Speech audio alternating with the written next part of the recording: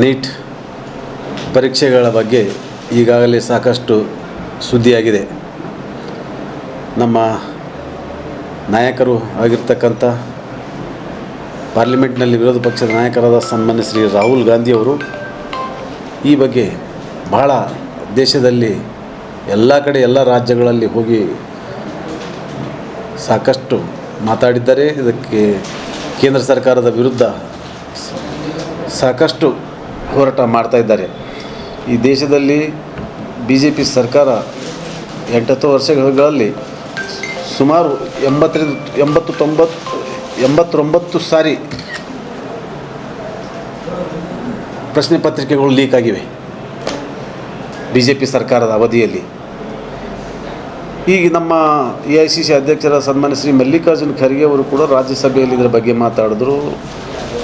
ಲೋಕಸಭೆಯಲ್ಲಿ ಸನ್ಮಾನ್ಯ ಶ್ರೀ ರಾಹುಲ್ ಗಾಂಧಿ ಅವರು ಮಾತಾಡಿದ್ರು. ಇಡೀ ದೇಶದಲ್ಲಿ ಎಲ್ಲ ಕಡೆ ವಿರೋಧ ಪಕ್ಷಗಳು BJP ಸರ್ಕಾರದ ವಿರುದ್ಧ ಪ್ರತಿಭಟನೆ ಮಾಡಿದ್ರು. ಸಾಕಷ್ಟು ಹೋರಾಟಗಳು ಇನ್ನೂ ನಡೀತಾನೇ ಇವೆ. ಆದರೆ BJP ಸರ್ಕಾರದ ಮಂತ್ರಿ ಇಲ್ಲಿವರೆಗೂ ರಾಜೀನಾಮೆ ನೈತಿಕ ಹೊಣೆ ಹೊತ್ತಿಲ್ಲ, ರಾಜೀನಾಮೆ ಕೊಟ್ಟಿಲ್ಲ. ಇದರ ಬಗ್ಗೆ ಮೋದಿ ಕೂಡ ಅದರ ಬಗ್ಗೆ ಏನು ಮಾತಾಡಲಿಕ್ಕೆ ಹೋಗಲ್ಲ. ಈ ರೀತಿ BJP ಸರ್ಕಾರದ ಏನು ಮೋದಿ ಸರ್ಕಾರದ ಏನು ನಡೀತಾ ಇದೆ, ಇದೇ ರೀತಿ ಯಾವುದೇ ಒಳ್ಳೇದಿತ್ತಪ್ಪ ಅಂದ್ರೆ ಫುಲ್ ಪ್ರಚಾರ ಮೋದಿ ಯಾವ ಮಂತ್ರಿ ಬರಲ್ಲ, ಏನು ಬರಲ್ಲ, ಮೋದಿನೇ ಬರ್ತಾರೆ. ಆದರೆ ಕೆಟ್ಟದಿದ್ದವು ಯಾವ ಮೋದಿ ಬರಲ್ಲ, ಏನು ಬರಲ್ಲ, ಎಲ್ಲ ಅದ್ರ ಬಗ್ಗೆ ರಿಯಾಕ್ಟ್ನೂ ಮಾಡ್ಲಿಕ್ಕೆ ಹೋಗಲ್ಲ. ಒಳ್ಳೇದಿದ್ರೆ ತಂದು ತೊಗೊಳ್ತಾರೆ. ಇದ್ರ ಬಗ್ಗೆ ಸನ್ಮಾನ್ಯ ಶ್ರೀ AICC ಅಧ್ಯಕ್ಷರಾದ ಮಲ್ಲಿಕಾರ್ಜುನ್ ಖರ್ಗೆ ಸಾಹೇಬರು, ರಾಹುಲ್ ಗಾಂಧಿಯವರು, ಸೋನಿಯಾ ಗಾಂಧಿಯವರು ಸಾಕಷ್ಟು ಇದ್ರ ಬಗ್ಗೆ ಮಾತಾಡಿದ್ದಾರೆ. ನಮ್ಮ ರಾಜ್ಯದಲ್ಲಿ ಸನ್ಮಾನ್ಯ ಶ್ರೀ ಪ್ರಿಯಾಂಕಾ ಖರ್ಗೆ ಅವರು ಇದ್ರ ಬಗ್ಗೆ ಸಾಕಷ್ಟು ಡೈಲಿ ಮಾತಾಡಿದ್ರು. ಮತ್ತು RSS ಬಗ್ಗೆ ಕೂಡ ಅವರು ಏನು ಪತ್ರ ಬರೆದಾರ, ಅದಕ್ಕೆ ಇನ್ನೂ ಉತ್ತರ ಇಲ್ಲ.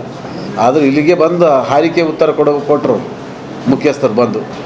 ಆದರೆ ಅದಕ್ಕೆ ಉತ್ತರ ಇನ್ನೂ ತನಕ ರೇಟಿಂಗ್ದಾಗ ಬಂದೇ ಇಲ್ಲ. ಈ ರೀತಿ BJPಯವರ ಒಂದು ಏನು ಸಂವಿಧಾನದ ಬಗ್ಗೆ ಗೌರವ ಇಲ್ಲ ಅವರಿಗೆ. ಏನು ಪ್ರಿಯಾಂಕ ಅವ್ರು ಏನು ಕೇಳ್ತಾ ಇದ್ದಾರೆ ಅದಕ್ಕೆ ಕೊಡಲಿಕ್ಕೆ ಆದ್ರೆ ಪೇಜಾವರ ಶ್ರೀಗಳು ಹೇಳಿದ್ರು ನೋಡಿ, ಮಾಡಿದ್ರೆ ಯಾವುದು ತಾಪತ್ರಯನೆಲ್ಲ ಮಾಡಿಸ್ಬಿಡ್ಬೇಕು ರಿಜಿಸ್ಟ್ರೇಷನ್ ಅಂತ ಪೇಜಾವರ ಶ್ರೀಗಳು ಹೇಳಿದ್ರು. ಅದಕ್ಕೆ ನಾವು ಪೇಜಾವರ ಶ್ರೀಗಳಿಗೆ ಸ್ವಾಗತ ಮಾಡ್ತೀನಿ. ಅವ್ರು ಹೇಳಿದ್ದಕ್ಕೆ ಭಾಳ ಒಳ್ಳೆಯ ಒಂದು ಮಾತು ಹೇಳಿದ್ರು. ಯಾಕೆಂದರೆ ನಾವು ಏನು ಇಂಥವು ಕ್ವಶನ್ ತಾಪತ್ರಯನೇ ಇರಲ್ಲ ರಿಜಿಸ್ಟ್ರೇಷನ್ ಮಾಡಿದಾರೆ ಅಂತ ಹೇಳಿದ್ರು ಪೇಜಾವರ ಶ್ರೀಗಳು. ನೋಡಿ, ಪೇಜಾವರ ಶ್ರೀಗಳು ಮಾತನ್ನೂ ಇವ್ರು ಕೇಳಲ್ಲ. ನಾನು ಒತ್ತಾಯ ಮಾಡ್ತೀನಿ, ಸನ್ಮಾನ್ಯ ಶ್ರೀ ಪ್ರಿಯಾಂಕಾ ಖರ್ಗೆ ಅವ್ರು ಏನು ಕೇಳಿದ್ದಾರೆ ತಮ್ಮ ವೈಯಕ್ತಿಕಲ್ಲ, ಏನೂ ಇಲ್ಲ. ಆದರೆ ಈ RSS ಕೇಳಿದ್ರೆ BJPದವ್ರು ಹಾಳಾಗಿ ಬೀಳ್ತಾ ಇದ್ದಾರೆ. ಯಾಕಂದರೆ RSSದವ್ರು ಯಾರೂ ಉತ್ತರ ಕೊಡ್ತಾ ಇಲ್ಲ, ಆದರೆ ಬರೀ BJPದವ್ರಿಗೆ ಕೊಡ್ತಾ ಇದ್ದಾರೆ. ಇದಕ್ಕೆ ಅವರು ಉತ್ತರ ಕೊಡಬೇಕಲ್ಲ.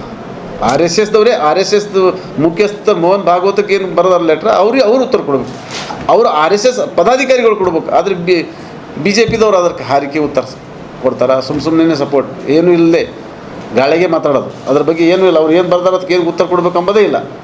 ಆ ರೀತಿ ಅವರು ನಡ್ಕೊಳ್ತಾ ಇದ್ದಾರೆ. ಅದಕ್ಕೋಸ್ಕರ ಈಗ ನೋಡಿ,